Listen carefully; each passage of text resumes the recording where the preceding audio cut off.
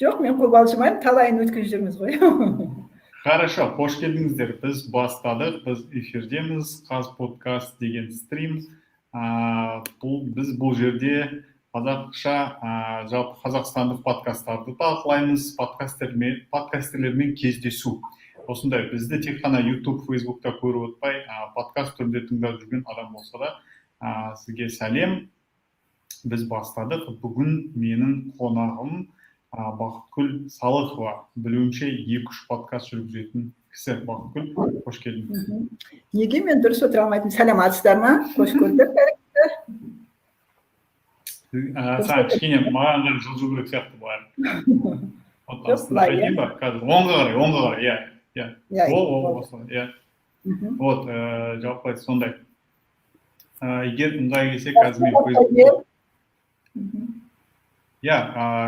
Аздан қазір адамдар келіп қосылады, ол кісілер комментарийде сұрақ қойсаңыздар болады. Жалпы біздің әңгіме тек қана подкастинг туралы, жарай ма? Біз погода, политика, немесе қазіргі болып жатқан ахуалдар туралы сөйлеспейміз, тек қана біздің сөйлесетініміз осы подкастинг. Өйткені Бақытгүл подкастер, мен подкастер, еще Бақытгүлдің қанша подкаст бар? Подкаст 1001 кітапты ғана жүргізем, және интерньюстан алған подкаст бар, ол Ата-ана сағаты деп аталады. Ата-ана сағаты видео подкаст және аудиосында қатар саламыз. Негізі басында жоспарланған кезде ол аудио подкаст болған, бірақ талқылау барысында жаңа комиссиядағы адамдар ұсынып, видео мүмкін жасап көресіздер деген соң видеосын жасағанбыз, бірақ жасау барысында видео подкаст жасау өте қиын екенін көріп келеміз, және осы бүгін сөйлесу барысында ол туралы тағы да айта жатармын. Бұл өте қызық тақырып. Видео подкаст, аудио подкаст. Осы жерде де мен әрдайым айтып жүрген бір қызық әңгіме бар, сол туралы айтып өтейін. Бастапқыда, обычно мен бұл стримнің басында қандай жаңалықтар бар, соларды айтамын. Осындай рубрика басында, Қазподкаст News деген. Ол жерде мен жаңа шыққан бір подкаст индустриясындағы мен таңғалдырған жаңалық, немесе бір жаңадан шыққан қазақ тіліндегі, немесе қазақстандық подкасттар туралы айтамын. Вот, бірінші жаңадан шыққан подкаст осы алдыңғы аптада шықты. Айтпақшы, барша подкастерлерді құттықтаймын. Өткен аптада 30 қыркүйек халықаралық подкастерлер күні болды. Вот, сондай 2014 жылдан бері тойланатын. Тойланады. Бізге енді жетіп жатқан сияқты ғой. Былтырлар мұндай подкаст күні деп ешкім айтпайтын еді. Негізі әлем ағылшын тілінде былай жалпы тойланды, бірақ орыс тілінде де қатты көп тойланбады, көп адам білмейді екен. Жалпы бір сакральный блогер күні деген сияқты бір сакральный смысл жоқ, просто адамдар осы күнді таңдаған, менің түсінуімше, мен тарихым бар оқып көрдім. Вот сондай жалпы. Так что, егер подкастер болсаңыз, осы күнді тойлап. Обычно тойлаған кезде адамдар қандай подкаст тыңдайды, қалай тыңдайды, қашан тыңдайды, немесе өзінің подкастын бастаған туралы сондай әңгіме айтумен өтеді екен. Вот сондай керемет мейрам болды. Ендігі жылы ұмытпайық, 30 қыркүйекке таман бірдеңе жасауға болады. Өйткені подкастер күні әлем бойынша тойланады, бізде бірдеңе жасап көрсек болады сияқты жалпы. Вот. Сосын, жаңа подкаст. Менің Қазподкаст деген осындай бір курсым бар, қазақ тіліндегі, ол тегін өткізетін курс. Сол курстан өткен бір кісінің подкасты шықты. Ол әжемнің әңгімесі деген подкаст, Дана деген қандас жүргізеді. Енді маған ұнады, концепциясы ұнады, жалпы кез келген подкаст тыңдауға арналған платформада тыңдасаңыздар болады. Ол жерде Дана өзінің апасымен отырып әңгіме құрады. Ол кісінің жалпы өмірі туралы, сол кезінде қалай жұмыс жасаған, сол қандай қиындықтардан өткен деген сияқты, қызықтардан өткен деген сияқты бір сондай оқиғаларды айтып, жалпы апасымен шай ішу процесін аудиоға жазып, соны подкаст түрінде салып отыр, ол айтқанда. Вот, так что осындай бір подкаст. Одан кейін Риза деген бір кісі бар Facebook'та. Алдыңғы апта, осыдан өтірік айтпасам, 1-2 апта бұрын, мен точно датасы есімде жоқ. маған сол кісінің бір постының астында тектеп кетті, Михуа, что вот подкаст бастағым келеді, бірақ кішкене түсінбеймін деген сияқты. И байланысқа шығып сұрадым, не түсінбей жатсыз, мен көрсетейін, түсіндірейін деп. Содан жалпы менің түсінгенім ол кісіде контент бәрі жалпы дайын, бірақ подкастты жариялау жері түсініксіз болған екен. Содан кейін мен осы YouTube каналдағы бір сабақты көрсеттім, Anchor-ға подкаст жүктеу деген. Вот, и как бы осы 2-3 күн болыпты, подкастын шығарыпты. Қазір айтамын, Қазақстан News, кажется, или Қазбизнес News па сөйтіп аталады, мен қазір точно табайыншы. Вот жалпы бизнес жаңалықтарды аптасына бір рет шығарып тұратын подкаст. Вот, ол подкаст мен уже тыңдап көрдім, и көрініп тұр, что ол прям радийный продукт екенді, артында прям фоновый музыкасы дың. Қазақ тілінде ме деймін? Жоқ, қазір мен точно айтайын қазір. Нет, жазылуы не тілінде, латын әріптермен жазылады. Жоқ, енді қай тілде жүргізеді дегенім ғой. Жүргізеді қазақ тілінде. Мен жалпы осындайға шақырамын подкастерлерді. Жаңалықтық бір жақсы подкасттар болса, мен прям тыңдайтын едім. Мен білем, қазір біздің стримді көріп отқан Айым деген мен досым бар. Сол прям дауысы прям керемет келеді, жаңағыдай қазақ жаңалықтық. Вот, в общем, сондай. Риза подкастын шығарыпты, құтты болсын. Сіздерге айтарым, енді тастамаңыздар подкасттарыңызды. 1-2 аптадан кейін не обновлен деп тұрмасын. Тастап кетпеңіздер. Подкаст бастадыңыздар, бәрі дұрыс. Вот. Жалпы бір еткізген жаңалықтар осы. Енді соңғысын айтатын болсам, ол бізде мен жасап жатқан курс кішкене кешігіп жатыр. Өйткені ол затты жасау енді оңай емес. Мен нөлден бастап сайтын жасап жатырмын. Әр сабағын жасап жатырмын, ол жерге жаңағы главный страницасын жасау керек. Енді көп жалпы жасап жатқан заттар. Сондықтан кішкене кешігіп жатыр. Енді 1-2 күн, 10 күннің ішінде бұйырса шығады. Курс ашылады, ол ашық болады, ол тегін болады қазақ тілінде. И жалпы бір сондай бір сыйлық ретінде қабыл аласыздар. Подкастер KZ деген сайтта болады. Менің жаңалықтарым осы, Бақытгүл. Сенде қандай жаңалықтарың бар? Подкасттағы жаңалықтарың? Жаңалық деп айттым ғой, жаңалық бағытында мен осы кездесуге кішкене дайындалғанда тағы да бір подкасттарды сүзіп шықтым да, бір қарап.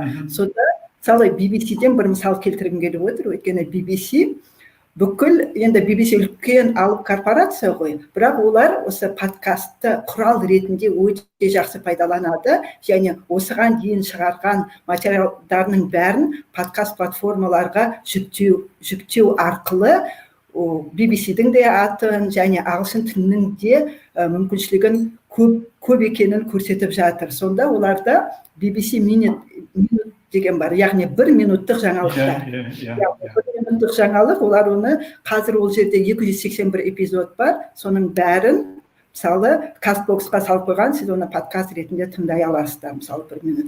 Немесе BBC News деген бар, 5 минуттан тұрады, 4:59, там 5 минут. Мысалы жаңалықтарды олар салып отырады. Мысалы сағат 9-да берілген жаңалық, сағат 10-да берілген жаңалық, 11-де. Яғни осындай мысалдарды көріп, біздегі радиолар мысалы өздеріндегі бар материалдарды жан-жаққа таратуды қолға алулары керек деп ойлаймын, өйткені бізде осы жағы ақсаңдап жатқан сияқты. Бұл жерде мен қосар едім, мынандай болады.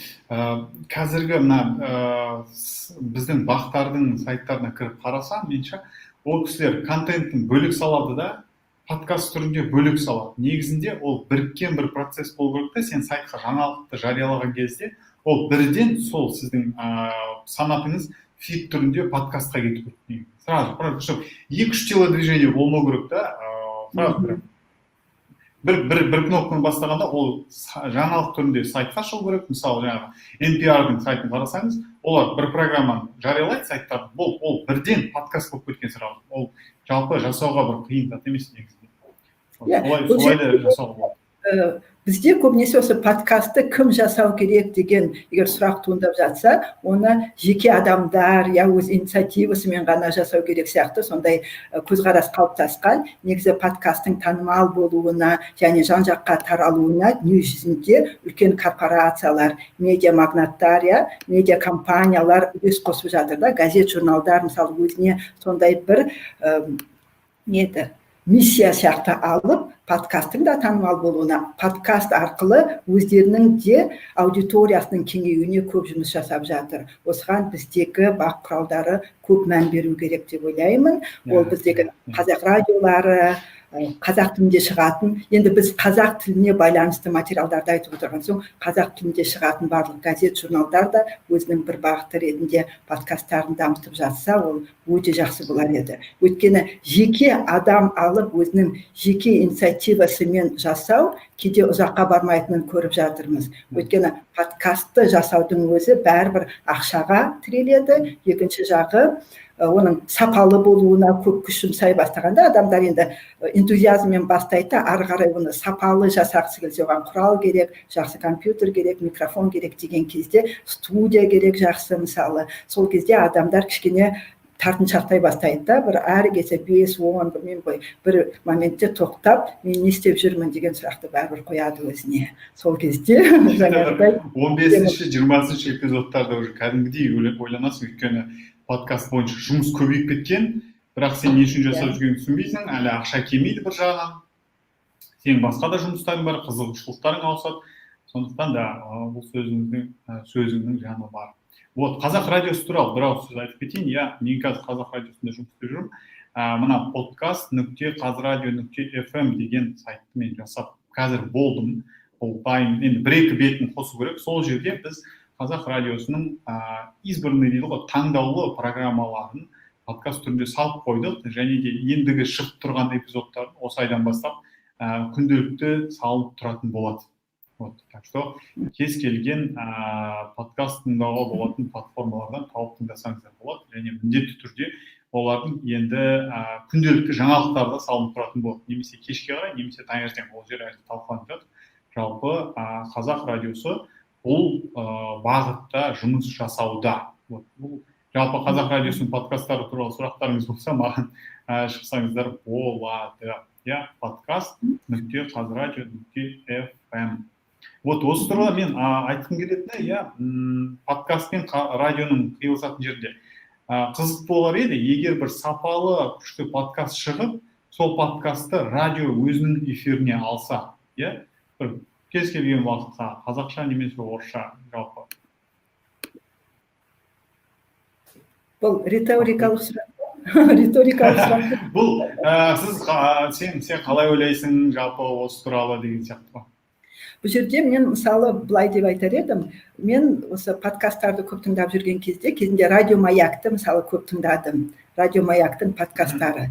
Радио маяк мемлекеттік радио, мысалы радио, бірақ олар подкасттар дамып жатқан кезде өздеріне бір жаңадай миссия алып, басқа типтегі бағдарламалар шығара бастады, және ол өте танымал бола бастады. Сондықтан радионың өз ішінде басқа адамдарды шақыру, ол да бір дұрыс болар, дегенмен өз ішіндегі журналистері кішкене болса да жұмыс істеу стильдерін өзгертіп, мүмкін хабарды беру, подача дейді ғой, форматына басқаша бір көзқараспен бере алса, ол жерде сынау, жаңағыдай басқа көзқарасты айтуды айтып отырған жоқпын. Өйткені қандай да материалды басқаша берудің түрлі жолдары бар, мысалы. Сондықтан сондай өз іштерінен шығу керек деп ойлаймын. Кейде радионың өзінің қызықтыратын, өйткені бұл құрал, подкастты құрал ретінде радионың танымалдылығын арттыруға қолдану керек. Келісесіз бе? Бұл жерде сөз жоқ, прям.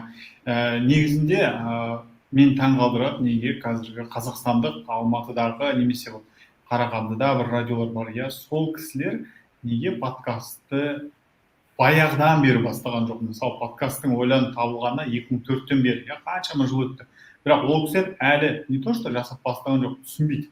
Подкасттың не екенін, ол не үшін керек екенін, негізі сол кісілердің мықты құралы, сол кісілер прям алда жүру керек сияқты меніңше. Прям бәріне үйретіп, көрсетіп та, оның орнына біз жай бір қолданушылар өзіміз үйреніп алып жасап көрсетіп үйретіп жүрміз. Қызық иә, бұл да бір қызық тенденция, өйткені адамның өзін өзі дамытуы, әлемде болып жатқан жаңалықтардан қалмай отыру енді әркімнің қолында тұрса да жоспарлы болмағандықтан жүзеге аспай жатқан болар деп ойлаймын. Бұл жерде жаңағы жеке подкастерлардың шығуы бұл әрине өте жақсы нәрсе, өйткені журналистер, дикторлар, радиода істейтін адамдарға конкуренция сияқты да, бұлар мынадай нәрселер бар екен ғой, оларға да бір өзгеруге, басқа бір нәрселер ойлап табуға итермелейтін бір күш болады. Бұл жерде тағы бір үлкен мәселе бар сияқты, адамдар, мысалы, радио тыңдап үйренбеген адам, подкасты да тыңдамайды. Осы жерде мен жайлап жаңағы тыңдау мәдениетіне алып келгім келеді, өйткені кезінде радионы тыңдады адамдар, әр үйде болды, бірақ қазір радионы адамдар қай жерде тыңдайды?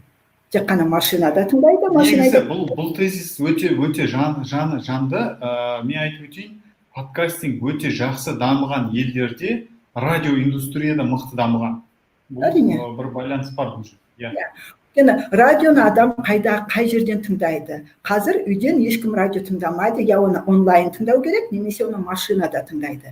Машина айдап келе жатқан адам тек қана музыканы қойып, жаңағыдай разговорный жанр дейді ғой, сөйлесіп отырып, талқылап отырған тыңдамайды. Бізде сондықтан ол жанр дамымағанда, мысалы, екі адамның сөйлесіп бір нәрсені талқылап жатқанын тыңдау мәдениеті қалыптаспаған. Сондықтан бұл жерде мүмкін мектептен бастап, кішкентай кезінен бастап адамдарды тыңдауға үйрету керек те, адамның тыңдауға шыдамы жетпей қалады. Мені мысалы осы мәселе қызықтырады, өйткені мысалы, егер бала отырып бір айталық 10-15 минут үй жұмысын жасай алмаса, ол дағдыда қалыптасқан. Егер тыңдау дағдысы қалыптаспаса, ол ешқашан оны тыңдамайды. Бұл жерде мен қатты келсем, и жалпы Қазақстанда радио, мен енді радионың айта аламын емес, бірақ мен білетінім Қазақстанда талқ станция жоқ. Мысалы, ресейлік бір эхо Москвы сияқты, қашан қоспасаң бірдеңкені талқылап жатады. Тікелей эфирде смс-пен сұрақтар қабылдап жатады, пікірлерін жаңағы оқып жатады. Всегда бірдеңке эфирлерін қоссаң, тікелей эфирде 2-3 адам немесе бір адам отырып алып бір әңгімені талқылап жатады. Бізде Қазақстанда жалпы ондай радио жоқ, и маған қызық, неге жоқ екен. Мысалы, бизнес FM кішкене жасап көреді, бірақ оларда да прям көбінесе сондай музыкаға басымдау беретін зат. Негізі қызық зат. Маған қызық көреді сол тақырыпта әңгімелеген. Мына жерде бізге Бексұлтан деген жігіт сұрақ қойып жатыр. Айтады, 1001 кітап деген подкастты қай жерден таба алам? Или қай жерден таба алам сіздердің подкасттарыңызды дейді. Подкастқа көшейік, 1001 кітап мен Анкор деген ANCHOR, Анкор, мен өзім Анкор деп атаймын, сол Анкор деген жүйеде, оны мен мысалы, осы жерде айта кетейінші, жалпы подкаст жасау оңай болу керек деп ойлаймын. Мен өйткені осы бағдарламаға дайындап отырып, 2012 жылы подкаст жасап көруге талпынған мысалдарымды тауып алдым. Менің білімпаз Супер, вообще супер. Бексұлтанға қысқа нұсқа жауап бере салайын. Бексұлтан, 1001 кітап деп кез келген подкаст тыңдауға арналған программаға жазсаң шығады. Логотипі қызыл, 4 бұрышты, түрінде 1001 кітап деп жазылды. Мысалы, Анкорды қолданатындар Анкор, немесе Castbox, Apple болса Apple'дан, Google подкасттан тауып алуға болады. Атын жазса шығады. Ол жерде қазір көп емес 21 ғана эпизод бар, осыған дейін жазылған. Енді подкаст жазуға байланысты айтып жатырмын. Подкаст жазу менің пікірімде оңай болу керек. Өйткені мен жаңағы айтып жатқан бірінші подкаст 2012 жылы жазылыпты да, қызық болса сіздер білімпаз.kz деген сайты бар, сол жерге кіріп тыңдап көруге болады. Қазір мен блокнотымда кетпеші. Тыңдатып, қазір басын тыңдап көруге болады. Қазір біраздан кейін. Сонда, мысалы, неге мен бастап бір 2-3 қана хабар, ол кезде SoundCloud деген болатын, сол SoundCloud-қа салатын біз дыбысты, содан бір 3-4 жасаған болармын, ары қарай тоқтап қалды. Өйткені дегенмен жасау жолының қиындығы ол бір, екінші адамның жауапкершілігі. Адам тым перфекционист болса, мен енді перфекционистпін, сондықтан жаңағыдай өзіме тым көп талап қойғандықтан жаңағы мынау дұрыс емес, мынаны бүйту керек, ананы сөйту керек деп отырғанда подкасты жасалмай қалады деп ойлаймын. Рюкзактың ішінде. Бұл өте дұрыс зат. Негізі 2012 жыл деп айтқан маған прям жаңалық болып тұр. Кішкене толығырақ айтып бересің осы туралы? Мен оны бар ғой, айтудың қажеті оны былай тыңдау керек те. Мен қазір мына ноутбуктан басқа неге қосылсам кетіп қаламыз. Не ғой, просто қалай жасалды, ол не болды, неге тоқталды деген сияқты. Қазір мен сізге былай тыңдатып көрсетейін.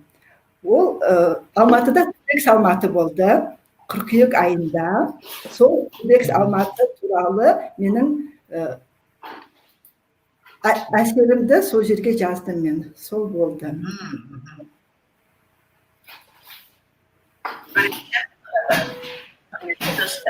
Естіп жатыр ма? 2012 жылдың 16 қыркүйегінде Алматыда ұйымдастырылып отырған TEDx іс-шарасында бас қосып отырмыз. Бұл шараның ең басты мақсаты әлемді ғажайып істерімен ғажап еңбекке бөлей алатын адамдарды бір жерге жинау, ой бөлісу. Ұйымдастырушылар әлемді өзгертуді өзіңнен баста деген ойды, қаламды өзгертуді өзіңнен баста деген ойға ұштастырып отыр. Өз тарапы осылай кете береді. Ең бірінші біз осы хабарды мен 16 қыркүйекте 2012 жылы жасаппын, және басында датасын айтып кеткен, ол тіпті как тарихи кезең сияқты сақталып қалғанда. Неге сол кездерде енді блогинг, осы 2007-тен бастап жаңа блогингде жүрдік. Жалпы осы интернет қауымдастықтың дамуында өзімізді де дамыту бағытында көп жұмыстар жасап жүрдік қой. Содан енді 12 жылға дейінде бір жасап көрген нелерім подкасттар болған болар, бірақ ол есімде жоқ та, нақты сақталған осы 2-3-еуін мен сайтқа салып қойдым өзімнің сайтыма. Жасалғанда ол кезде біз Audacity-мен жасайтынбыз, ноутбук, Audacity бағдарламасына жазасың, жаңа музыканы оған қосасың, сосын SoundCloud-қа шығарасың. Мысалы, ол кезде сондай ғана ше, бірінші қадам, екінші қадам, үшінші қадам деп айтатын болсақ. Қазір мен мысалы сол әртүрлі подкаст түрлерін жасап, енді жалғаспай қалған нәрселер көп болды ғой. Енді қиын болмау керек, оңай болу керек деген шешімге келдім. Сондықтан мысалы анкорды қолданамын. Дайындық жұмысын көп жүргізу керек деп ойлаймын. Мен өзім мысалы интервью, мысалы подкасттың түрлері көп қой. Мен соло подкаст деген бар, яғни бір адам өзі ғана жүргізетін подкаст. Жеке подкасты. Негізі ол блогингтен шығады, аудиоблоги деген бар. Яғни адамдар басында блог жаза бастады, сосын блог жазуға ерінетін адамдар кейде оны дыбыстап қана шығарып жүрді, соны аудиоблог дейді. Яғни егер интернеттен іздеп көрсеңіздер, сондай аудиоблогтар шығады. Өте танымал аудиоблогтар бар. Кейін подкаст платформалары шыққанда, ол әр адам өзі жеке радио бола алады деген бір ұран тастады ғой, және ол ағылшын тілінде өте жақсы бәрі қолдап алып кетіп, көп өте танымал бола бастады. Және осы подкаст арқылы ақша табу, реклама, жарнама берушілерді өзіне тарту адамдар үшін мүмкіншіліктер өте көп болды. Бірақ Қазақстанда, Ресейде де олар айтады, ең үлкен проблема, мысалы подкасттың аяққа тұрып, дамып және танымал болуына ақшаның жоқтығы. Бұл жерде екі бағыт бар да, бір адам өзінің қызығушылығы, хобби ретінде жүргізеді подкастты, кейін оны танымал болып жатса, өзіне ат жасайды және ол ақша келеді оған. Екіншісі, ол үлкен компаниялар немесе бір топ адам, ол бір ғана адам жасамайды, ол жерде бір 5-6 адам қосылып, әдемі подкаст жасайды және бәрі соның танымал болуына күш салады. Ол екінші жолы. Қазақстанда әзірге мен көріп отырған подкаст ол көбінесе жеке адамдар өзінің қызығушылығымен, өзінің жеке уақытын және жеке ақшасын салып отырып, жасап отырған подкасттар. Тамаша жыл болсын, мен айтсам, бұл жерде жеке подкасттардың ішінде бір подкаст бар, корпоративный подкаст, колеса групп жасаған. Орыс тілінде жалпы өз программисттермен сондай әңгімелерді салып, бір корпоративный подкасттардың біріншісі. Бір прям тек қана подкастингпен айналатын компания, фирма дегендер жоқ. Маған айтады адамдар, бастап кетпейсің бе деймін. Окей, бастап кетесің, оны жалпы жүргізу керек ол. Кәдімгі бір іс қой, компания жүргізу деген. Бүгін аша салатын ол блог емес, ертең удалять ете салатын. Ол кәдімгідей юридический лицо, оны серьезный бір адамдармен келісімге келіп, ақша салу керек, оның планы болу керек, поэтому ол ойыншық зат емес. Әлі ыңғай келсе, әрине мен ондайдан бас тартпаймын да.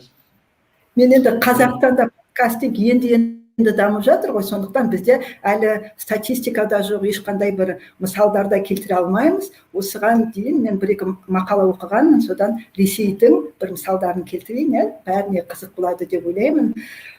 Ассоциация бар екен, IAB деген, солар Ресейдегі подкасттардың нарығын бағалаған ғой, қанша тұрады, қанша ақша салынады деген. Сонда олар айтыпты, 2019 жылдың соңында Ресейдің аудиториясы, яғни ай сайын подкасты тыңдайтын аудитория 5,1 миллион. Яғни 5 миллион адам Ресейде подкаст тыңдайды. Бұл өте үлкен аудитория деп ойлаймын. Және 20-шы жылдың соңына қарай 5 миллионнан аса адам тыңдайды деп өздері сондай болжам жасаған. Бұл статистиканы көрген, бұл жерде айына бір рет подкаст тыңдайсыз ба? Жалпы подкаст деген сөзді естігенсіз ба? Айына бір рет болсын бір подкаст тыңдадыңыз ба деген сұраққа жауап берген адамдардың саны. Жалпы Ресейдің подкаст индустриясы биыл, енді 19-да да өте мықты дамыды. Биыл прям вообще күшті дамыды. Олардан үйренетін, көретін зат көп бізде. Осы жолмен жаңа айтайын. Санына да байланысты деп ойлаймын, өйткені 150 миллион халқы бар Ресейде, әрине подкастерлардың да саны көп болатыны, ол сөзсіз ойлаймын да, санға да байланысты. Жаңа айтып өткен радионы тыңдайтын адамдар да ол жақта бар. Адамдар әлі радио тыңдайды, адамдар әлі бір Москваның өзінде білмеймін қанша бір 1000 радиолар шығар, поэтому біздікінде бүйтпеді. 20 деген радио жоқ, оларда прям радио кеңінен дамыған. Длинная волна, короткая волна, FM, AM дегеннің бәрінде прям оларда радио индустрияларда мықты дамыған. Сондықтан радио қызық болу керек болып тұр ғой, адам тыңдау үшін. Радио болсын, аудио кітаптар болсын. Мысалы, үйде бала болса, кешке кітап оқып береді ата-аналары кейде, кітап оқып бермей, аудио кітап, аудио ертегі тыңдатуы мүмкін. Мысалы, осының бәрі мәдениетті қалыптастырады деп ойлаймын, мысалы. Енді адам өзі тыңдап кетпейді, ол мен мынаны тыңдағым келеді деп, ол өйткені қалыптасқан бір дағдысы болған соң, ол басында мүмкін ертегі тыңдайды, аудио кітап тыңдайды, сонан кейін басқа бір қызықты тақырыптарды іздеп жүріп, оны тыңдауға қызығушылығы артады. Екіншісі, қай жерде тыңдайды подкастты. Көбінесе, мысалы, мен подкастты жүгіргенде ғана тыңдаймын. Яғни мен подкаст тыңдаймын деп арнайы отырмаймын. Бір нәрсені істеп жүріп, қосымша ретінде ғана тыңдаймын. Мысалы, мен жүгіремін, жүгірген кезде подкаст тыңдаймын. Сол сияқты адамдар, білмеймін ғой, ыдыс жуып жүріп па, үй жинап жүріп па, басқа нәрсені істеп жүріп, подкаст көруі мүмкін, егер видео подкаст болмаса. Әдейі жайға отырып мен подкаст тыңдадым деген адамдар бар ма, жоқ па, мен білмейді екенмін. Жоқ сияқты. Мен негізі қазір ойымда болып жүр сондайшы, күніне бір әйгілі әлемдік бір подкаст алып, жарты сағат болсын отырып, соны тыңдап, прям отырып, мән беріп үшін, менде бір зат жасап жүрген кезде тыңдаймын, параллельно бірдеңе істеп жүрген кезде. Но бірақ жаңағылардың структурасын, сценарийін түсіну үшін, сөйтіп прям внимательно тыңдау керек сияқты, мән беріп отырып, қалай жасады, не істеді, қандай музыка қолдандық, не айтты деген сияқты сол жерлерін. Бақытгүл, менде мына жерде сізге бір сұрақ бар. Подкаст жасау оңай болу керек деп. Бұл оңай болу деген жаңағы энкорға ғана байланысты ма, жоқ, жалпы процесс туралы оңай болу? Мысалы, адам егер... Қалай сізде, оңай деген қалай болды? Оңай дегеніміз не дейсіз ғой? Оңай дегенде адам, мысалы, жасалу қадамдары тым көп болмау керек. Енді бізде платформалар қазақ тілінде болмағандықтан, біз ағылшын тіліндегі немесе орыс тіліндегі платформаларға жүгінеміз ғой. Сондықтан адамдардың подкаст жасауға баруы аз болып жатқан осымен байланысты деп ойлаймын. Мысалы, мен ағылшын тілін білемін, сондықтан мен ағылшын тілді платформаға барып, сол жерде подкаст жасаймын. Егер сіз үйде Audacity-дің өзін мысалы жүктеп алу керек, оған жазу керек, оны кейін монтаждау керек, қию керек деген процестер өте көп. Сондықтан мен қазір мысалы Анкорды құрал ретінде телефонда аламын, телефон арқылы жазамын, бірақ менде дайындық жұмысы өте көп жүргізіледі. Алдында не айтамын, қалай айтамын, қай жерде, яғни мен жазу барысында ол тікелей эфир сияқты. Яғни мен қате сөйлемеуім керек, қай жерде не айтатынын бәрін жоспарлап алғаннан кейін бірден жазамын. Сосын Анкор ұсынатын музыканың ішінде өзіме ұнайтын біреуін қосып жариялаймын. Яғни бір кітап осылай жасалады, мың бір кітап солай жасалады. Өткенде эксперимент жасап көрдік те, бір рет 2 оқушы баланы шақырдым. Олармен негізі бұл соло подкаст, 2 бөлек подкаст бар. Біреуі оқушыға сұрақ қойып, ол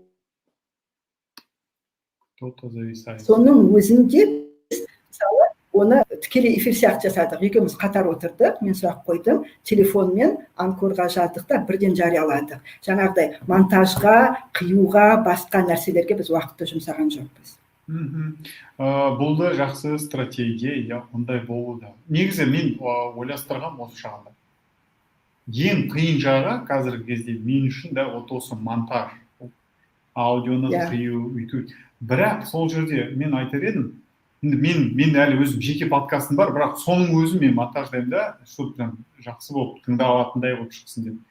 Ал сіздің стратегияны ұстататын болса, бұл жерде интервью подкаст жасау қиын болатын сияқты. Өйткені кейде интервью басқа жаққа кетіп қалады, кейде қонақ сұрағын түсінбейді, ол бір басқа тема туралы айтып кетуі мүмкін. Сондай жерлерінде мысалы бәрібір саған монтаж жасау керек. Бұл осындай жеке бір подкасттарға жақсы келетін сияқты. Бұл жерде қараңызшы, мысалы радиоларда тікелей эфир болады ғой. Радиоларда өздеріне түрлі қонақтар тікелей эфир жасайды, және олар оны қиып отырмайды. Сондықтан бұл жерде маңыздысы сіздің шақырған қонағыңыз мықты болу керек. Сіздің шақырған қонағыңыз айтылатын тақырыпты жақсы білу керек, және эксперт болу керек өз тақырыбында. Егер жаңағыдай көп монтаждалатын болса, көп нәрсені алып тастап, ой, мен мынандай бір нәрсе айтып қалып едім, соны қиып тастайыншы деп отырған ол біртүрлі сияқты да. Енді подкасттың өзінің негізгі идеясы, яғни подкастты жүргізіп отырған және подкастқа келіп өз пікірін айтып отырған адамдар шынайы, жаңағыдай өтірік айтып отырған, олар шынайы өз сол сәтте болып жатқан сезімдерін, сол сәтте болып жатқан бір бағалауын айтып жатыр. Сондықтан көрермен немесе тыңдарман тыңдайды деп ойлаймын. Сондықтан ғана екі жаққа байланыс болады. Ал егер адам бұл монтаждалды, мынау тек қана әдемі не дейді, тыңдарман ғана естігісі келген ойларды қиып беретін болса, ол жаңағы байланыс қайдан пайда болады дегенім. Туындайды менде. Да, бұл жерде сөз жоқ. Әр подкасттың өзінің тыңдарманы болады. Егер жалпы сіздің подкастыңыз жүктеліп жарияланатын болса, оның тыңдарманы болады. Бірақ бұл жерде мысалы көп бола ма, аз бола ма? Сіздің подкаст талқылана ма, талқыланбай ма? Сіздің подкаст жалпы бір құбылыстарға ықпал ете ма, етпей ма? Сол жерде ғой әңгіме. Әр күннің, мысалы мен қазір түсініп отырмын, что сіздің жасайтын стиль басқа екен, подкастты, менің жасау стилім басқа екен. Бірақ, в принципе, менікі дұрыс, сіздікі дұрыс емес деген сөз емес бұл жерде. Әркім өзінің жол. Бірақ мен бір айтқанда трюк бар.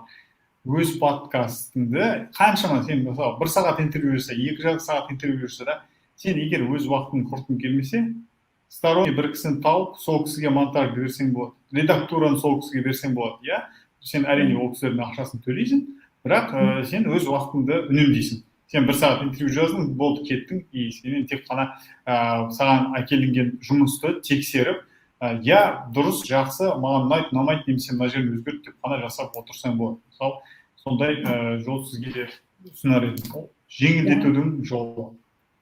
Жақсы, бұл жерде тағы бір подкасттың тақырыбы. қандай тақырыпта подкаст жасау керек.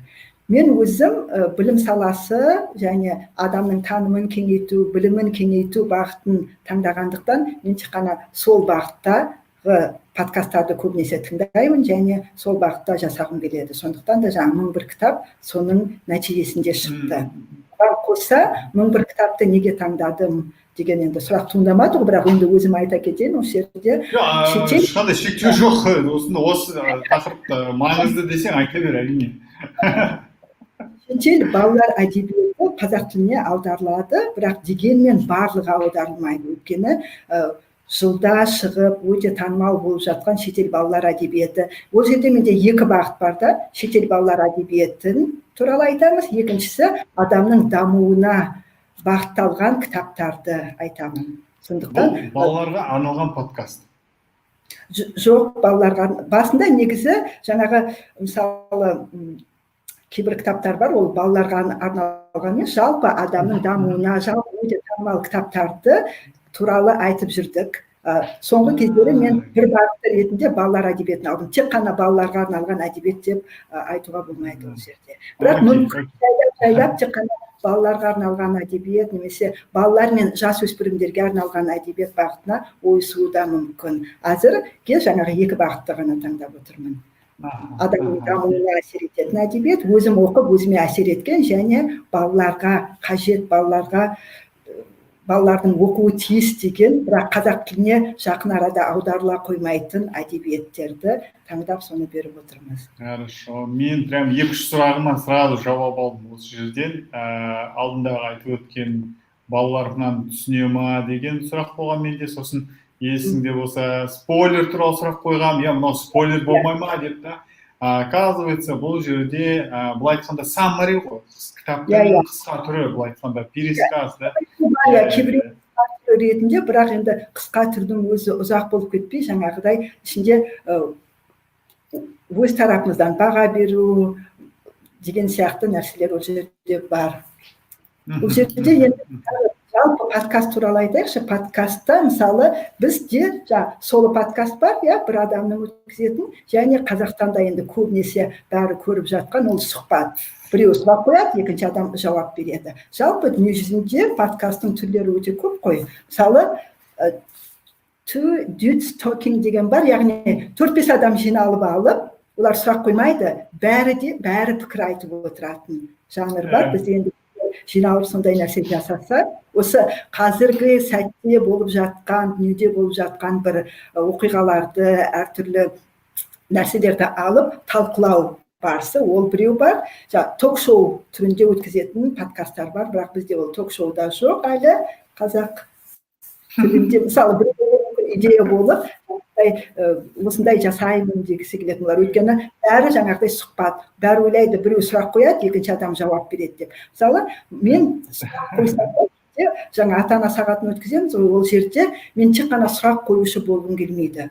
Оған қоса осы талқылап жатқан тақырыпқа өз пікірімді немесе оқыған нәрселерді айтып бөлісіп отырғым келеді. Өйткені шақырып отырған адамның өзі де кейбір нәрселерді білмеуі мүмкін. Сен білетін нәрсеңді, мысалы, танымдық нәрсе ғой, адамдар ең басты енді подкаст тыңдағанда адамдар не алуы мүмкін, не алуы керек. Ол тек қана біреулер біреудің ұрыс керісін тыңдағысы келуі мүмкін, өсек тыңдағысы келуі мүмкін біреулер, ал екінші адамдар жаңа нәрсені үйренгісі келуі мүмкін. Мен үшін подкастты тыңдасам, мен өзіме жаңа, мен мынаны білмейді екен ғой, осындай нәрселер бар екен ғой, мынаны істеуге болады екен ғой деген жаңа бір нәрсе алсам, сол маңызды.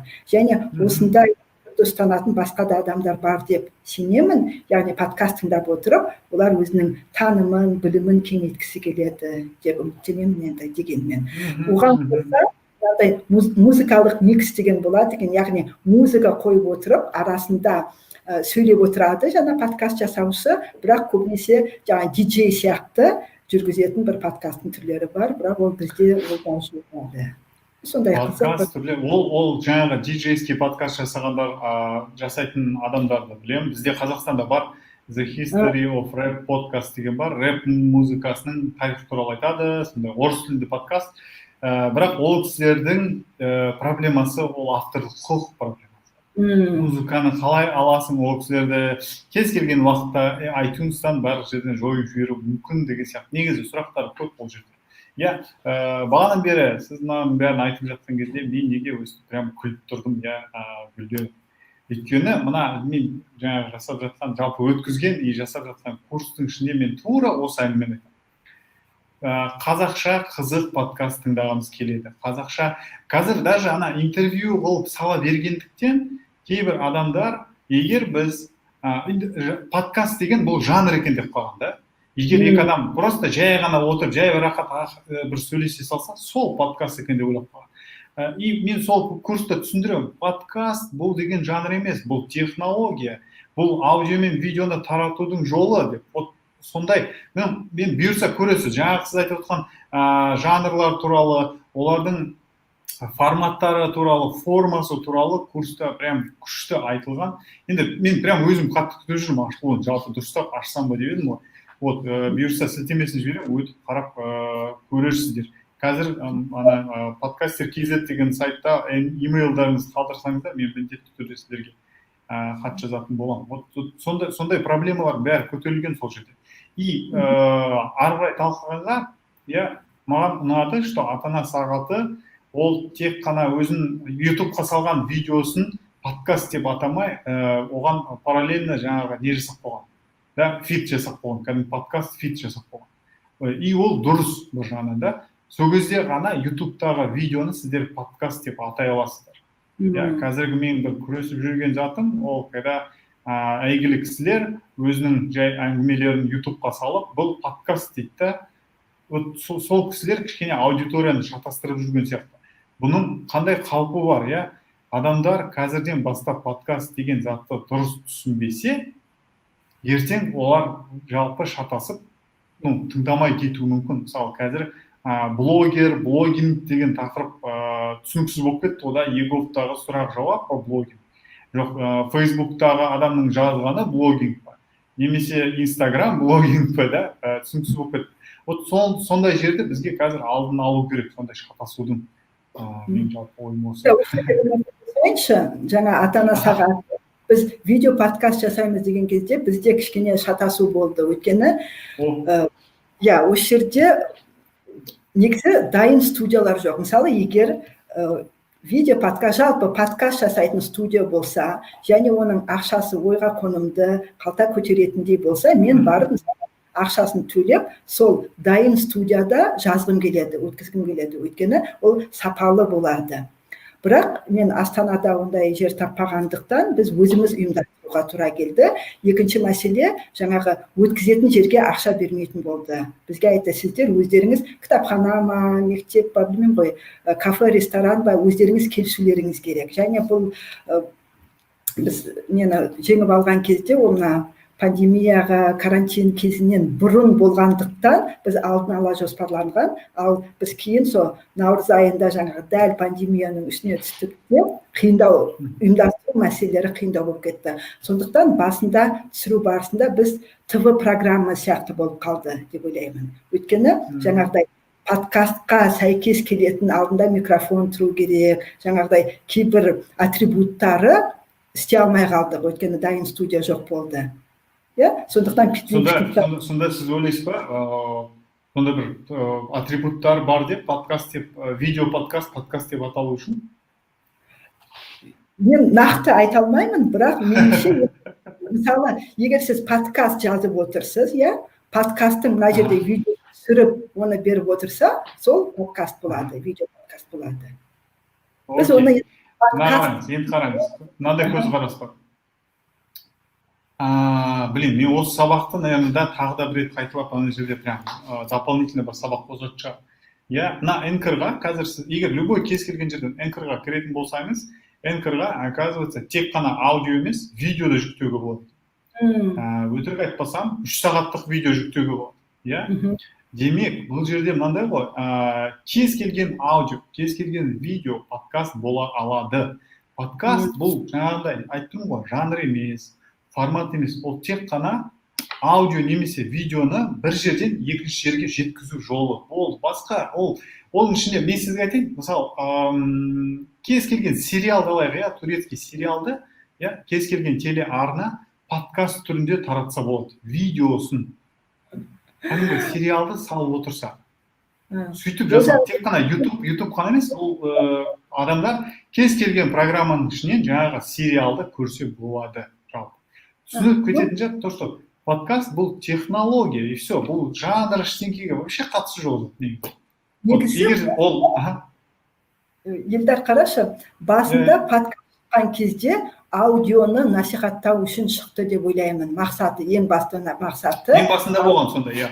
Басында аудионы насихаттау және адамдарды тыңдауға үйрету. Мысалы, егер TED конференцияларын көрсеңіз, TED конференциясының өзінің мақсаты да сол ғой. Мысалы, 18 минут адам еш нәрсеге қарамай сөйлеп тұрып, тіпті слайдта жасамаса болады. Адамдарды тек қана сөзбен иландыру, тек қана сөзбен өзінің істеп жатқан нәрсесін жеткізу.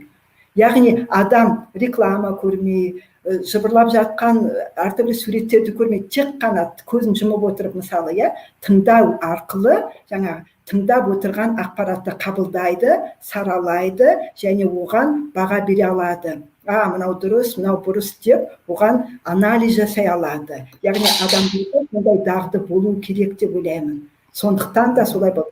Енді неге видео? Дегенмен адамдар жаңағы аудионы тыңдамай қалады деп қорыққандықтан видеоны көреді деп, ол да бір оның көмекшісі ма, білмеймін ғой, жаңа таралуына мүмкіндік болатын жағы деп, оны да қалдырмайық. Сондықтан подкасттың видео нұсқасын түсірсе, ол видео подкаст деп солай түсіндіруге болады.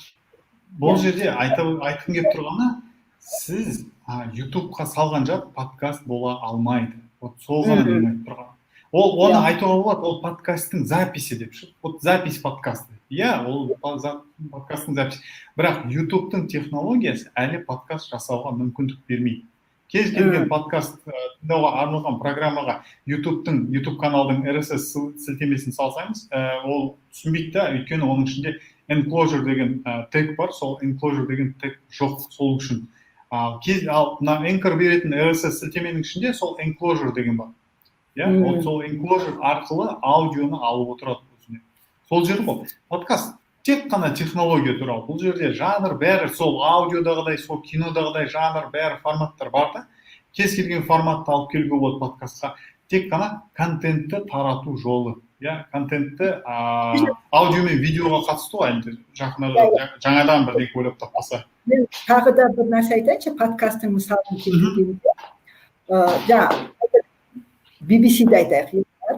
BBC-дің Minute English деген хабарлары бар. Бұрын BBC Learning English деген бар. Ағылшын тілін үйретуге арналған бағдарламалардың топтамасы. Ол бұрын сайттарында болатын, оның PDF варианты, видеосы, тағы қосымша тапсырмалары өте көп. Кейін осы подкаст шыққан кезде олар жаңағы аудио нұсқасын алды да, 6 Minute English'тің 6 минуттық ағылшын тілін үйренуді алып, подкаст платформаларының бәріне салды. Қазір қай платформадан қарасаңыз да оны таба аласыз. Яғни осы арқылы олар өздеріндегі бар аудио материалды таратудың амалын жасап отыр. Ол бір. Екінші, ағылшын тілін үйрететін адамдарға қосымша материал, оқу материалын осы арқылы таратып отыр. Ол мұғалімдерге де көмек, студенттерге, оқушыларға да көмек. Сондықтан мен мысалы ойлаймын, қазақ тіліндегі барлық аудио материалдарды, мысалы радио бұрынғы архивіндегі бар материалдарды да, мысалы өстіп подкаст платформаларына салса, бұл интернеттегі қазақ тіліндегі аудио материалдың санының көбеюіне әкелер еді. Екінші жағынан, яғни оны істеп тауып, қазақ тілінде мынадай, ол жерде сапасы маңызды емес. Ол жерде санның көп болуына да әсер етуі керек деп ойлаймын. Өйткені егер сан болған кезде сапада болады кейін. Подкасты. Радио туралы. Мысалы, жаңа сөзімді аяқтайыншы. Мысалы, қайдан жақсы подкастерлар шығады, мысалы, неге? Олар көреді, мына подкаст бар екен, тыңдап көреді, мына подкаст, мынау бар, мына кісі айтады, мына кісі айтады, мен бұдан да жақсы жасап көрейін деген нәрсе адамдарды яғни осыған дейінгі жасалған хабардан да жақсы нәрсе жасауға итермелейді деп сенемін. Сондықтан қандай болса да ол көп болу керек. И подкасттың тағы бір жақсы, мысалы сіз 1 жыл бұрын салып қойсаңыз өзіңіздің подкастыңызды, ол 2 жылдан кейін де, мысалы мен қазір 12-ші жылы жазылған нәрсемді қазір тауып алып тыңдап отырғаным сияқты, ол жерде архив түрінде сақталып қала береді. Ол да бір жақсы нәрсе деп ойлаймын. Ну да, егер жойылып кетпесе. Жақсы подкастерлер қайда шығады деген күшті сұрақ негізі. Прям ана курсты бастар кезде мен форма тараттым да интернетте, и где-то 104 па сондай адам тапсырды. И ол жерде сұрақ бар, қандай подкаст тыңдайсыз и қандай подкаст жасағыңыз келеді деген. И прям тікелей байланыс, қандай подкаст тыңдайды, сондай подкаст жасағыңыз келеді. Сондықтан жақсы подкаст тыңдасаңыз, жақсы подкаст жасағыңыз келеді. И адамның қазіргі жасап жүрген подкасттарын тыңдай отырып, оның қандай подкаст тыңдап жүргенін білуге болады жалпы. Вот, он прям, так что жақсы подкасттар тыңдаңыздар, и сіздер жақсы подкаст жасайсыздар деген аналогия бар сияқты, иә. И жаңағы қазақ тіліндегі интервью подкасттардың толып кеткенде сол, адамдар ашып қарайды, қазақша не бар екен? Я интервью, мынаны қарайды интервью, мынаны қарайды әңгіме, и, значит, маған да интервью жасау керек деген сондай бір шешімге келетін сияқты ма, жалпы. Поэтому ол жерінде сондай. Жаңағы қазақ тілді контентті көбейту керек дегенде, мен мына қазақ радиосының платформасында жұмыс істеп бастаған кезде бір ой келді. Әр қазақ подкаст платформаның әр санатында, мысалы iTunes алатын болсақ, Apple подкаст алатын болсақ, әр санатында қазақ тілінде бір подкаст болу керек. Сондай бір мақсат қойсақ болады қазіргі кезде алдымызға, иә. Жаңалықтар ма, қазақ тілінде бір подкаст болу керек жаңалықтарда. Бала тәрбиесі ма, бала тәрбиесінде бір подкаст қазақ тілінде болу керек. И ол постоянно шығып тұратын подкаст болу керек. Кез келген бизнес па, бизнесте, денсаулық, денсаулық, дін ба, дінге қатысты. Әр санатта бір, хотя ең болмаса бір подкаст болатын болса, қазақ тілде ары қарай уже солардың саны ары қарай өздерінше көбейді. Платформа дегенге қайтып келейікші. Бізде Қазақстанда, мысалы айталық, Ресейде Медуза бар, Арзамас бар, иә, соңғы жылдары өте танымал болып жатқан екі үлкен медиа, мысалы, жобалар. Сондай сияқты үлкен жобалар болу керек те, және подкаст жасаған адам өзінің подкастын қайда салады. Қазақша платформа болмағандықтан мен Анкорда жүрмін. Біреуі білмеймін, тағы басқа жерде жүр, әркім ар жақта жүр. Немесе Кастбокста. Анкордың бір жақсы, ол бірден 6-7 платформаға автоматты түрде сенің аудионды салады. Бірақ, мысалы, мен Кастбокста шығамын, қазақтар Кастбоксты тыңдамайды, өйткені ол және қосымша ғой, оны телефонға жүктеп алу керек. Кастбоксты ешкім жүктеп алмаса, яғни менің подкастымды ешкім Кастбокстан тыңдамайды деген сөз. Ол жерде мен 0 болып тұрам, менің аудиториям жоқ ол жерде, мысалы. Сондықтан мені статистиканы тек қана Анкордан көре аламын, қай елден кірді, қанша адам тыңдады деген сияқты статистика тек қана бір платформаның негізінде ғана айтады. Осы жерде жаңа мен оқыған түрлі мақалаларда жалпы қалай өлшейді аудиторияның қанша тыңдап жатқанын, бұның бәрі жаңағы жарнамамен байланысты ғой, бизнеспен, жаңағы ақшаның келуімен. Сондықтан нақты өлшеуіш құралдары жоқ деп айтылғанын мен оқыдым да. Сондықтан нақты жаңағыда ешкім айта алмайды. Менің мысалы подкастымды 20 мың адам тыңдайды, 50 мың адам тыңдайды, 100 мың адам тыңдайды деген сияқты. Рас. Подкастингтегі статистика өте түсініксіз, қиын, жалпы санау қиын. Қанша адам қалай тыңдады деген, ол мынандай екі затқа байланысты. Мен қазіргі түсінгенім, ол екі затқа байланысты. Бір подкаст тыңдауға арналған программалар ерекшеленеді. Біреу былай. Мысалы, біреуі стрим жасайды. Стрим — это когда сіздің Anchor'да жатқан аудиоңызды бірден тыңдарманға жібереді. Ал ендігі программалар, сіз өзіңіз сол программада жазылып қойған подкасттың эпизодын өзіне жүктеп алады да, өзінің серверінен таратады да. Демек, Anchor оны бір прослушивание деп қойса, ал қалған ана сервистің өзінде жатқан скачиваниенің бәрін сіз уже саналмайды. Мысалы Яндекс Музыка сөйтеді, өзіне жүктеп алады да, демек ол трафиктің бәрін өзіне байланыстырады. Сондай себептермен подкасттың жалпы статистикасын санау қиын. Сол жағынан.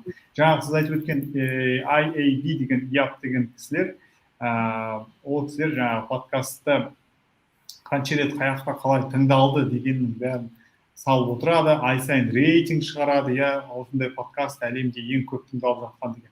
Бірақ олардың өзі де 100% айта алмайды, что тура осынша рет, тура осылай деп. Өйткені алдыңғы аптада бір жаңалық шықты, сондай сол AIB-дің статистикасының өзін алдап, бір кісі әдейі алдағанда, әдейі өздеріне көрсеткен. Міне мен алдадым, мен бұлай, мені көбейтіп көрсеттім деп.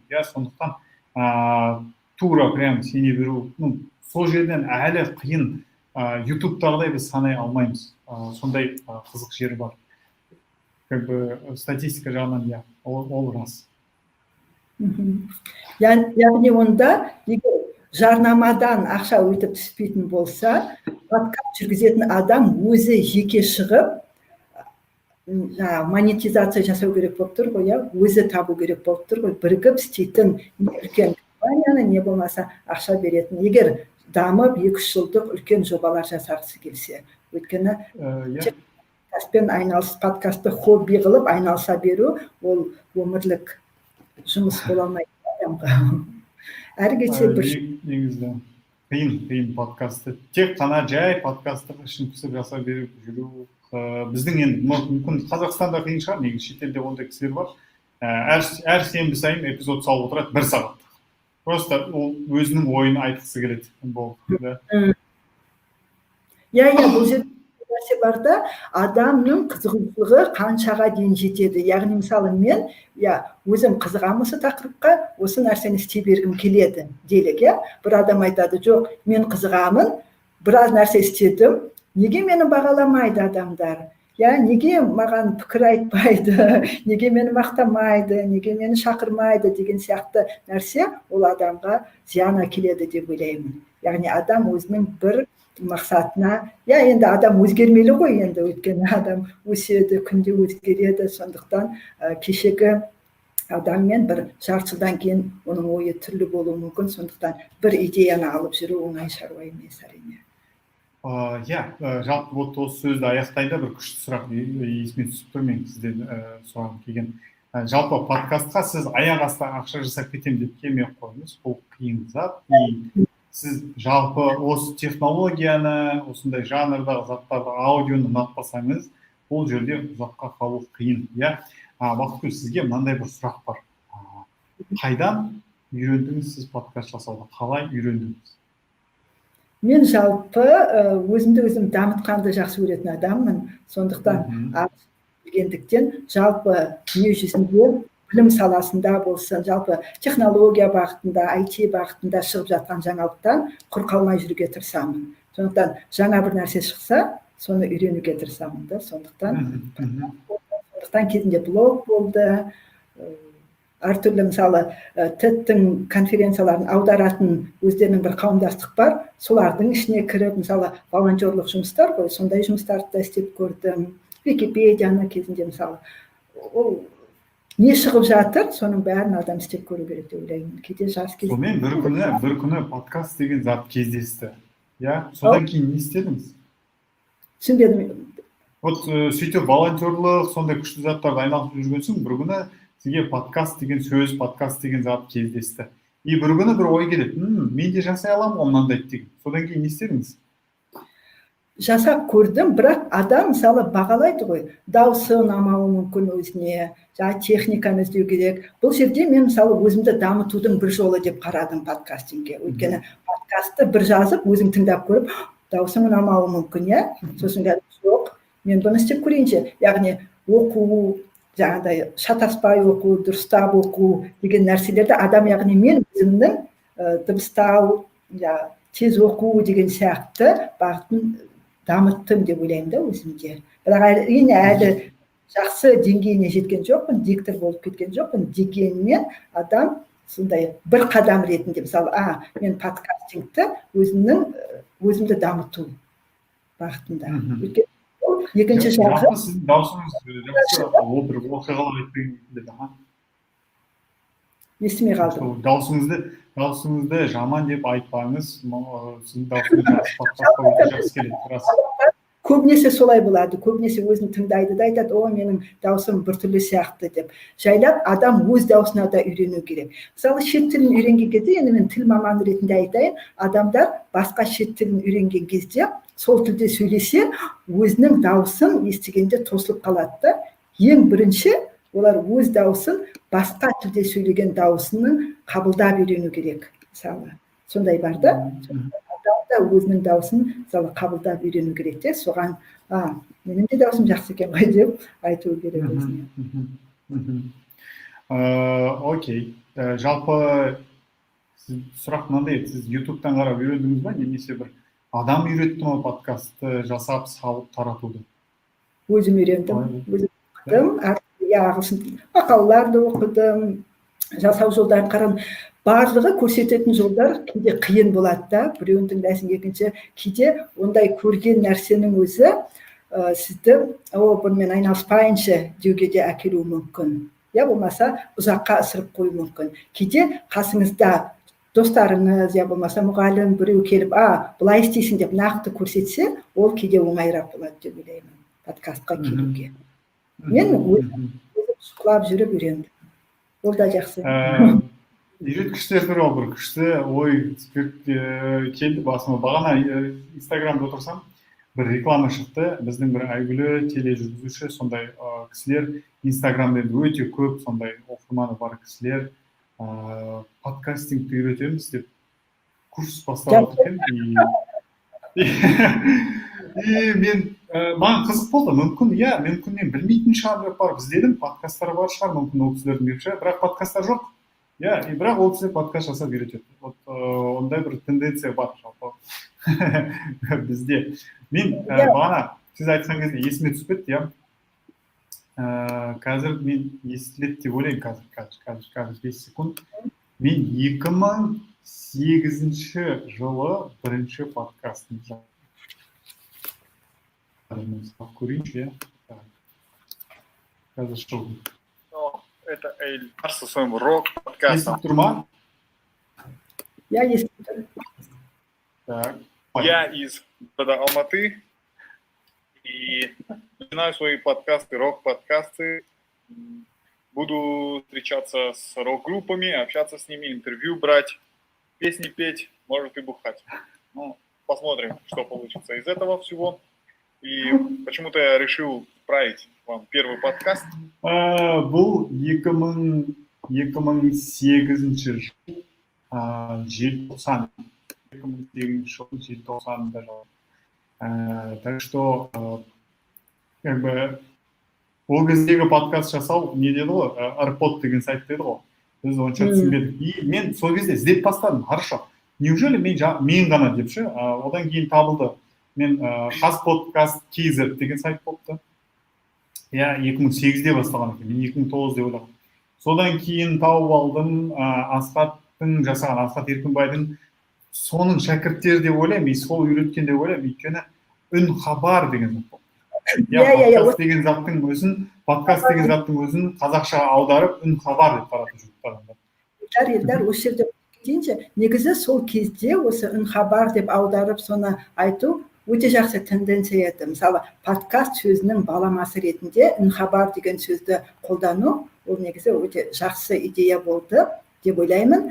Бізде қазір, мысалы, жалпы қазақ тілі сөз жасауға келгенде қорқақтай береді. Яғни, жаңа бір сөз шықса, бәрі қарсы шыға береді. Негізі сөз жасаудан қорықпау керек. Ағылшын тілінде бір жылда 600 жаңа сөз кіреді, және сол 600 жаңа сөз сөздікке еніп жатады. Неге қазақ тілінде сөздерге біз тосырқай береміз? Ондай сөздерді енгізу керек деп ойлаймын. Мысалы, үн хабар өте жақсы балама еді, және оның қайтадан мысалы кіруіне кіру керек. Жалпы да, мен бұл туралы ойландым. Тура осы менде енді просьба, осы тыңдап отқандарға. подкаст деген сөзді аудармай қояйықшы, прям басқаның бәрін аударайық, ноутбукты аударайық, көлік деген бәрін аударайық, бірақ подкаст деген өзі әдемі, ол жерде жаңағы iPodтың идеясы берілген, ол жерде бродкастинг деген сөз қосылған, өте әдемі зат, и как-то вот енді үнхабар деп аударған жерде бірталай смысл түсіп қалатын сияқты. Сондықтан мен мынаны тапқан кезде мен ойладым, үнхабар қалай болады екен? Үнхабар болады, бірақ оны бұл подкаст деп аударған кішкене адамдардың араласуында кішкене бір тосқауыл болатын сияқты болушы еді. Иә, әрине мен адамдарға запрет қоя алмаймын. Жоқ, қарашы, мынандай мәселе бар да, подкаст дегенде. Ол бұл біздің қолданысқа енді, бірақ ол енді сөздікке ену керек қой. Иә? Сөздікке енбейді. Сөйтіп сөздікке енбей қалып жатқан өте көп сөз бар да. Мысалы, тіл маманы ретінде айтайын.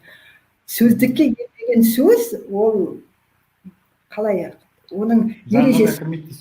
Өйткені ол қолданысқа ену керек, және подкастты біз қолданамыз, мақалаларда, интернет әртүрлі жерде жазады, бірақ ол сөздікке енбеген, сөздікке ену керек десеңдер. Маңызды ене ма, подкаст болып ене ма, бәрібір, бірақ ол үнхабар деген зат, иә, үнхабар деген зат, бұл жерде технология туралы ма деп ойладым. Мысалы, иә, бұл RSS туралы бізге бірдеңке айтам. Жалпы үнхабар десе мен түсінер едім, иә, ол бір аудио депші, үн деген сөз бар. Бірақ жаңағы жалпы осы подкаст дегеннің подкасттың өзі аудио болу. Жоқ, бұл жерде мәселе жаңағы аудармада тұрған жоқ, жалпы айтамын да, жалпы мысалы подкаст деген сөз болса да, ол сөздікке ену керек, және оның анықтамасы берілу керек те, ол ену керек. Өйткені онлайн енгізейік. Мен прям қатысып, көмектесіп, қалай дұрыс, қай жерде дұрыс емес екенін прям талқылап, не істеуге дайынмын. Давайте, пожалуйста. Қараңыз, подкаст деген сөз бар, иә? Подкастер деген сөз бар. Яғни подкаст жасаушы адам. Қазақша не дейсіз бір сөзбен? Оны да ойланып. Подкастшы деп жасауға ағылшын тілінде қараңызшы, подкаст сейф деген бар. Яғни музыканы, иә, подсейф деген мысалы, иә? Музыка, оны қалай аударасыз? Ол жерде көп нәрселер шығады да, сонымен айналысу керек. Ол өйткені мына қараңыз, сразу айтып өтейін, иә, қараңыз.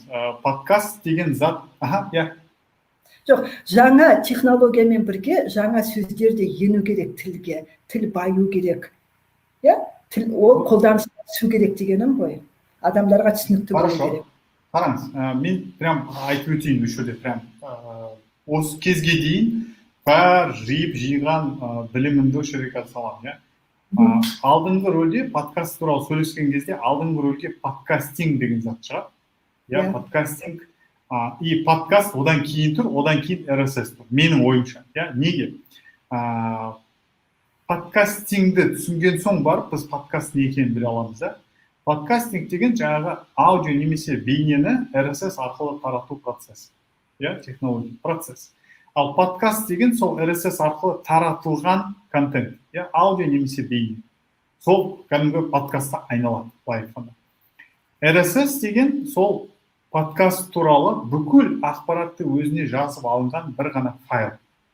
Сіз сол файлды жүктеп аласыз, сол файлдың ішінде подкаст туралы барлық ақпарат жазылған. Ол жаңартылады, бізге жаңа подкаст келеді. Осы үш сөз енді бірталай затты түсіндіреді. Сондықтан подкастинг дегенге анықтама беру керек.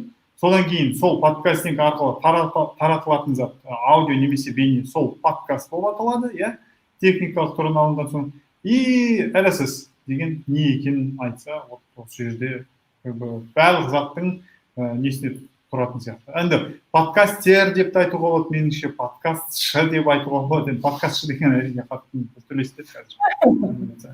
Иә, бұл басқа бір хабардың ғой деймін, тек қана осы терминология туралы сөйлесу керек те. Да, мен талқылауға прям қатысар едім. Бұл өте қызық зат. Жалпы просто бұл жерде айтқым келген то, что Қазақстанға подкаст деген түсінік вообще ұғым қазақ тіліне келген ол 2008 жылдан басталады. 2013-терге таман құлдыраған, сосын барып 2017-18 жылдары кішкене ақырындап келіп, енді 19 жылы биыл прям өте жақсы дамып жатыр деп ойлаймын. И жалпы менің ойым, сіз мысалы өзіңіз үйреніп алдыңыз ғой, интернеттен қарап, мақала оқыдыңыз, көптен қарап, иә, и сондай тегін шашылып жатқан, иә, барлық жер, барлық адам көре алатын контентті сату, менің ойымша, дұрыс емес.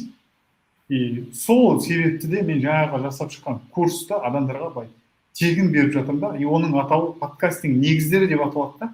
Это основы подкастинга. Все, ол тегін берілді. Ал егер ары қарай мен аудио сторителлинг туралы, немесе интервью алу туралы, немесе там аудио редактура туралы курстар жасайтын болсам, иә, ол жерде менің еңбегім бәрі бар, оны бір ақылы түрде сатуға болатын шығар.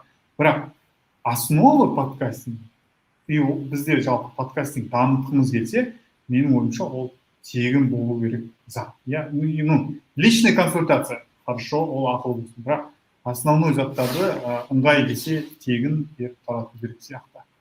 Иә, бұл жерде адамдар өз бетінше білімді алу керек қой, сондықтан мектеп сондай дағдыны қалыптастыру керек, университет қалыптастыру керек. Екінші жағы, егер сіз подкаст Қазақстанда жалпы кең таралуына үлес қосқыларыңыз келсе, жалпы бәріміз мектептің жоғарғы сынып оқушыларымен жасап көру керек. Өйткені мұғалім сондай тапсырма беру керек, ше. Университеттің филология факультеттері бар, журналистика факультеттері бар. Сол жерде подкасттың түр-түрін жасап, үйреніп көру керек те, ары қарай студенттер не алып кетеді, жасайды, немесе оны тастайды. Иә, дегенмен олар нәрсенің бар екенін біліп жүреді. Өйткені білу ол өте маңызды. Иә, алдыңғы кездесуде сөйлескен Талшын айтқан, өзінің студенттеріне осындай тапсырмалар беріп бастаған. Подкаст жасау туралы, интервью жасау туралы, бір подкасттың бір эпизодын жасау туралы беріп бастаған. Сондықтан бұл әрине мықты зат, оны үйрету керек, көрсету керек. Вот егер бізді әрине көрмей, иә. Негіз бір ой болған бізде осы Астанадағы бір университетке осындай бір факультативный курс жасайық деген, бірақ ол кісі әлі паузада тұр. Негіз паузада. Қызық болар еді, иә. Студенттермен жұмыс жасап. Көрсек. Вот, жалпы сол. Енді қазір подкасттар туралы сіз тыңдайтын, біз тыңдайтын подкасттар туралы сөйлесек. Қандай подкаст тыңдап жүрсіз қазір? 3-4-еу, 5-еу ма қанша? Мен енді ағылшын тілінде тыңдаймын подкасттарды, орыс тілінде де тыңдаймын. Қазақ тілінде, иә, қазақ тілінде шығатын барлық подкасттар, барлығын демейін, енді Белланы тыңдаймын, Талшынды тыңдаймын.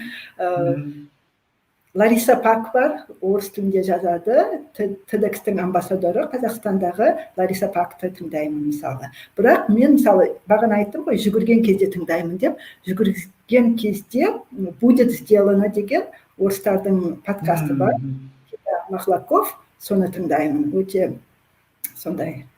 Мысалы, ол 1 сағаттан аса ол подкасттар, және жүгірген мысалы тыңдауға өте ыңғайлы, және өте оның шақыратын қонақтарының бәрі интеллекті өте жоғары адамдар деп ойлаймын. Олар сонымен қатар бизнесте де, жеке өмірінде де, жеке дамуда да айта алатын, өз ойларын нақты айта алатын адамдар, сондықтан көп қызық нәрселер мысалы білемін, сондықтан мен оны тыңдап жүрдім. Қазір көп подкаст тыңдап жүргенде, мысалы мен жаз бойы бір моменттер болады, қазір жүгіргенде тыңдамаймын өзі.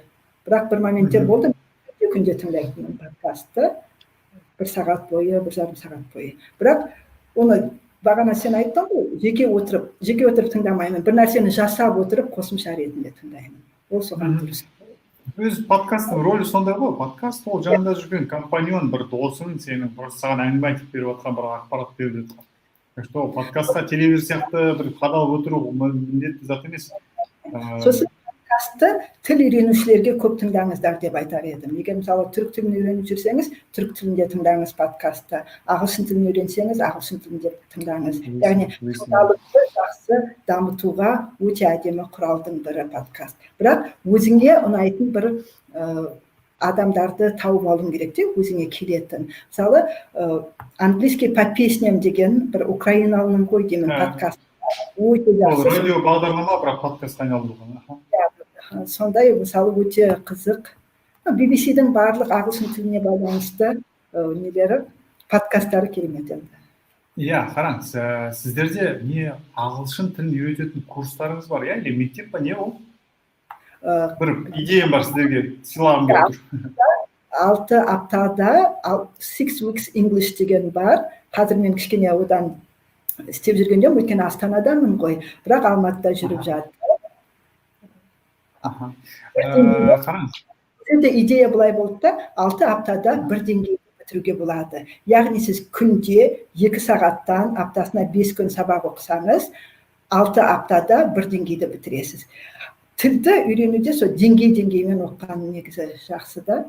Егер сіз аптасына 3 рет оқысаңыз, мысалы, сіздің бір деңгейіңіз 3-4 айда меңгеруіңіз мүмкін. Өйткені сағат саны ол адамдар 3 күнде үйреніп кетемін, жаңа 1 айда үйренемін деген ол бос сөзде, адам 1 айда үйренбейді сөзді. Ол жаңа деңгеймен дұрыстап үйренуі керек деп. Енді маман ретінде солай айтамын. Окей, бұл қызық. Идея мынандай. Сіздердің сол курстарыңыздың аясында бір speaking club бар ма? Иә, бізде болған speaking club, біз сенбі сайын өткізетінбіз Алматыда болғанда. Қазір жүріп жатқан жоқ та? Қазір енді Асхаттар өздері жүргізіп жатыр деп ойлаймын, өйткені мен қазір Астанадамын, Алматыға барғанда мүмкін қосылады. Идея мынандай. Қараңыз, speaking club и подкаст деген затты қосу керек. Сол кезде, мысалы, аптаның басында, дүйсенбі күні, бір тақырыптағы 2-3 подкасттың эпизодтары жіберіледі, сол клубқа қатысушыларға. Сенбі күні кездескен кезде адамдар сол эпизодтарды талқылайды. Не естіді, не ойлайды, өзінің өмірінде сол туралы. Мысалы, білім алу туралы эпизодтарды ағылшын тілінде таңдап жинайды да, жібереді. Сол speaking clubқа қатысқан адамдар соны тыңдап шығарды, сенбіге дейін өз ойын қағазға бір жерге түртіп қояды, келген соң айтып береді. Немесе бір жаңалықтар подкаст, немесе коронавирус туралы, немесе бір осы аптада біз чай туралы сөйлесеміз десе, чай туралы айтылған бүкіл подкасттардың эпизодтарын ғана, мысалы, таңдаулы эпизодтарын ғана жіберіп, сол эпизодтарды талқылау арқылы подкаст speaking club сияқты ма, сондай бірдеңке комбо жасауға болатын сияқты. И бұл зат тек қана ағылшын. Сіз ағылшын тілінде жасайды, талқылауды деп отырсыз ғой, иә? Иә, speaking club қой, ағылшын тілінде сөйлесу керек. Мен 1-2 рет барып көрдім speaking clubтарға. И мен байқағаным, ол кісілер тақырып табу қиын екен ол кісілер. Иә, ал подкасттың эпизодтары көп қой, неше түрлі бар. Соның ішінде бізге тақырып таңдау қиын емес деймін. Негізі жаңа сіздің айтып отырған идея әрине қызық, бірақ оны талқылай алу үшін жаңа оқып жатқан студенттердің деңгейі жақсы болу керек. Кем дегенде pre-intermediate, intermediate деңгейіндегі адам болмаса, ол ойын жеткізе алмайды. Сондықтан speaking клубтардың көбінің сәтсіз болып жататыны осымен байланысты ғой. Speaking клубқа келетін адамдардың деңгейі әртүрлі болады. Кейбір адамдар бәрін түсінеді, бірақ сөйлеу дағдысы қалыптаспаған болса, ол ойын қанша айтқысы келсе де айта алмайды. Немесе мінезіне де байланысты болуы мүмкін. Ұялшақ адам болса, тек қана тыңдап, өзін тыңдап кеткісі келетін адамдар болады. Сондықтан сондай кішкене қиындауда speaking club'та жаңағыдай подкаст түрінде жүргізу. Ол үшін арнайы адамдарды таңдап алып, арнайы дайындалып, сондай не жасауға болады. Деңгейлері бірдей адамдар тыңдау керек, талқылау керек. Окей. Айта алмайды оны, алып кете алмайды. Жалпы қарап көріңіздер. Бұл тегін идея, ақпарат, тек қана ағылшын тілінде емес, мысалы, орыс тілінің курстарында қолдануға болады. Там білмеймін, испан тілін зерттеу, араб тілін оқып жүрген кісілер осы идеяны қолдансаңыздар болады.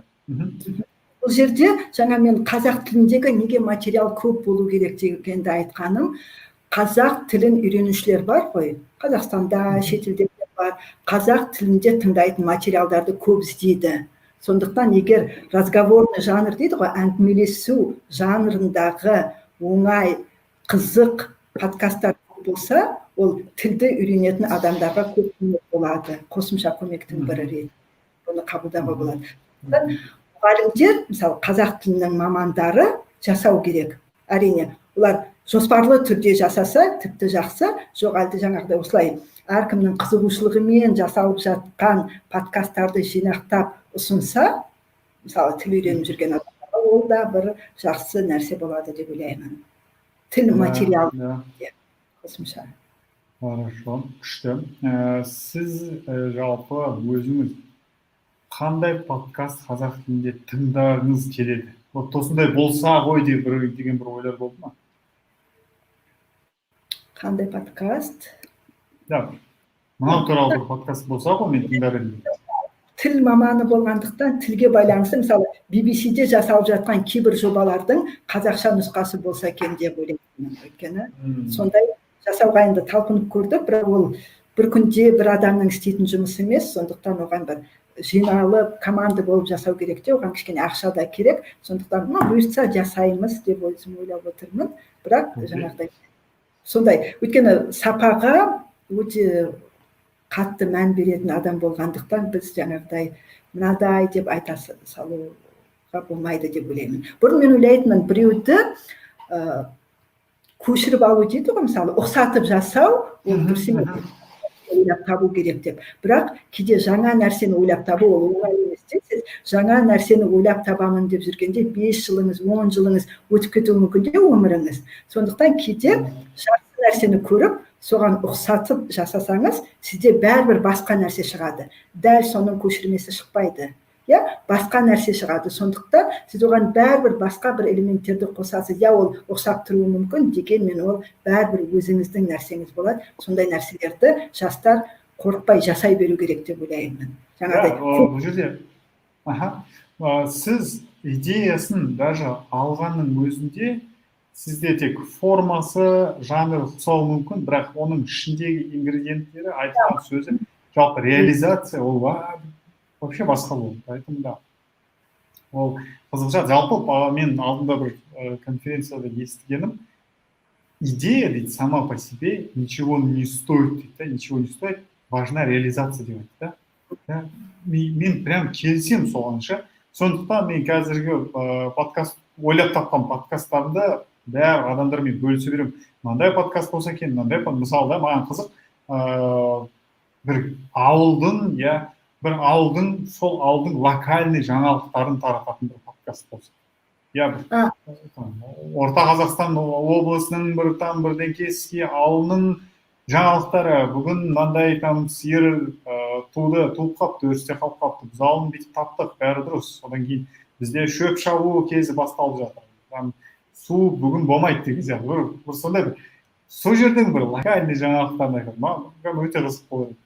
Ол жерде бар ғой, 2-3 компонент керек те. Бірінші, сол жерде тұратын адам подкаст жасағысы келуі керек. Ол бір. Екінші, подкаст жасайтын адамның харизмасы болу керек те. Дегенмен бір даусының ерекшелігі ма, әлде көрерменді тарта алатындай бір өзінің бір сүйкімділігі болу керек те. Ол екі. Екінші, дегенмен сөйлейтін адамдардың энергетикасы болу керек те. Адам егер жанын салып, көзі жарқырап, бір сол тақырыпты істегісі келмесе, өте қиын болады да, қызық тұру. Ақ көңіл, жаңағы қылжақпас адамдар негізі подкастты жақсы жасай алады деп ойлаймын. Бұл жерде тағы да цитата келтіргенге, мен де бағана бір цитатын оқығам, соны айтқым келіп отыр. Негізі өмірде Мария Кюри айтыпты бұл сөзді, ешкім жасалған жұмыстың көп екенін көрмейді.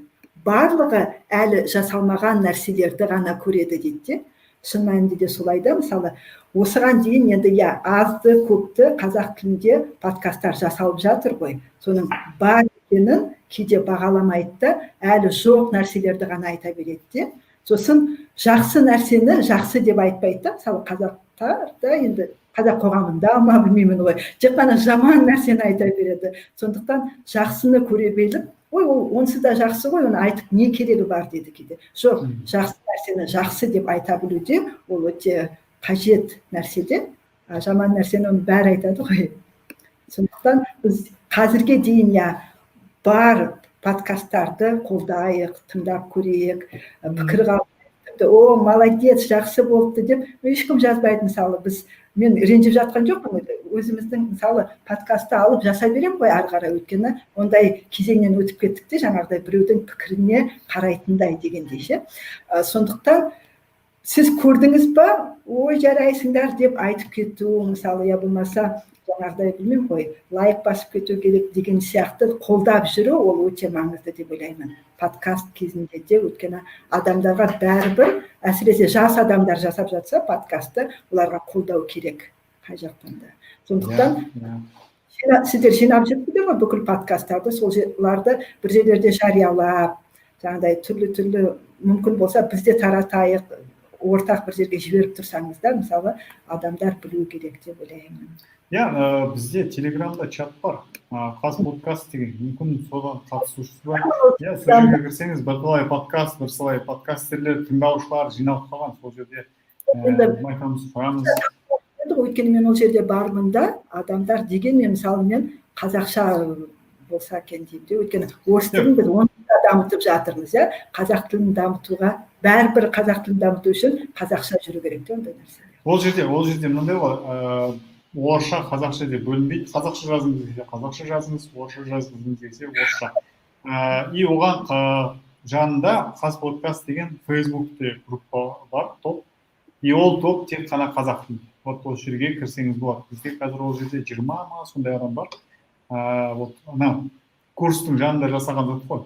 Жалпы, Бақытгүл, мен сізге көп рахмет айтқым келіп тұр. Керемет сөзбен аяқтап жатырмыз, Содан кейін екі жаңалық айтып кетейін, бұл жерде соңғы, ол біріншісі осы стримді, егер сіздер өте ұзақ, мен қарап отырғым келмейді сіздерге десеңіздер, қаз подкаст аудио деген подкаст бар.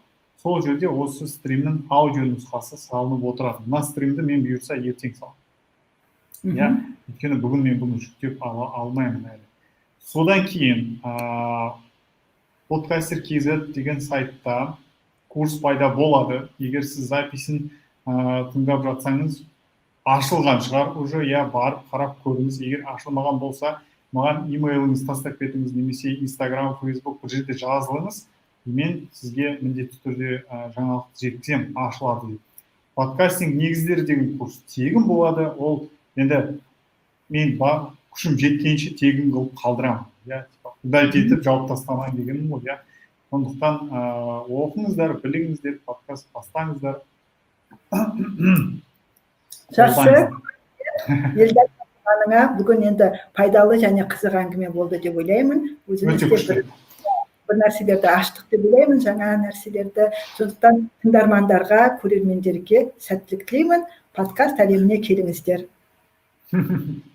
Сау болыңыздар.